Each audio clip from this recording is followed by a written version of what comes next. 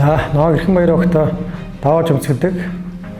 Одоогоор зөвсгчний 123 дугаар ангид ховдын ороонд одоо хөгжмийн салааны хөгжимчийн албан тушаалд одоо ажил хийж амьдардаг.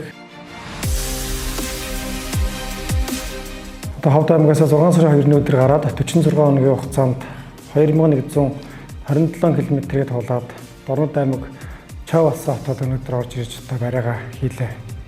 Цэргийн албан агчид эсвэр хатуужил гэж юу вэ?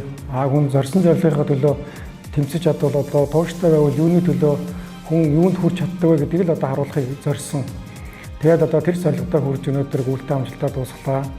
За зөвтгчөнд одоо 14 жил албааж амьдрахад одоо зөвтгч намайг иймэрхүү бэлтгэсэн байна. Тэгээд одоо бэлдсэн бүтээгдэхүүн зэрүүлээд одоо 100 жилийнхаа байгоор зөвтгчөндөө ингээ сайхан бэлэг барьлаа да.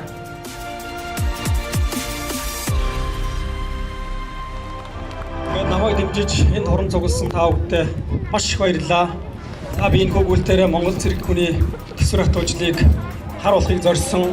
За мөн хүн зорьсон зорилгынхоо төлөө тууштай байж чадвал юунд хүрч чаддаг вэ гэдэг зүйлийг бас харуулахыг хүссэн юм аа.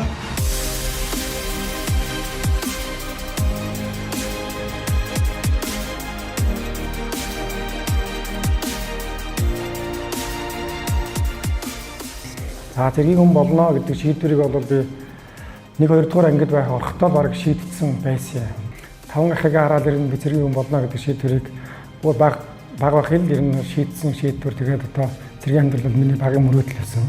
За нарийн бүрээ гэж одоо хөгжмийг бол 2007-оос 2011 онд үндэсний хөтөлбөр их сургуулийн цэргийн хөгжмийн сургуульд 4 жил суралцаж одоо эзэмшиж төгссөн. 30-40 хоног ингээд энэ олон километр гүйхэд одоо ямар хуу эрсдлүүд гэдэг юм уу тийм ээ байгаль ямар саад толрох уу гэдгийг бол маш сайн бодсон. За тэр маань ч нэг хол зөрсөнгөө. Тэгэхээр одоо бүх зүйлд ингээд сэтгэл санаа сайхан яг бэлтгэгдсэн учраас бол тэдний шантраад хойш суугаад их зүйл гараагүй. Ихийн сахиулах ажиллагаанд явна. За ажиллагааны бэлтгэл гэдэг зүйлийг Монгол улсууд одоо сарын өмнө сарын хугацаанд хийхэд бол хүмүүс тэндээс маш их зүйлийг сурж авдаг.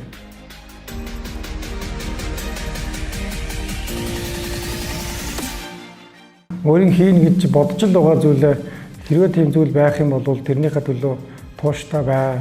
Хэрвээ тууштай байж чадаад өөрөө сэтгэл зүй болон бие бэлтрээ одоо бэлдээд ямар нэгэн зүйл эхлэх юм бол дуусгах чадаа шүү л гэдгийг хэлэх байна. Би бол ер нь өөрийнхөө чадахгүй зүйлийг бол ер нь хийдэг. Хүн чадахгүй зүйлийг угсаа амлдаг яг миний өөрийн тийм чанар байдаг юм. Жижиг зүйл дээр ч бай, том зүйл дээр ч бай зорилго тавиад явах юм бол одоо мэдээж ард нь гарч чадна хүн. Өөрийгөө ялан дийлээд одоо ард нь гарч чадна гэдгийг л одоо би өөрийн биеэд залуучуудад одоо үлгэрлэн харуулъя гэсэн зорилготойгоор гарсан. Тэгээд энэ нь бол чадсандаа баяртай л байна.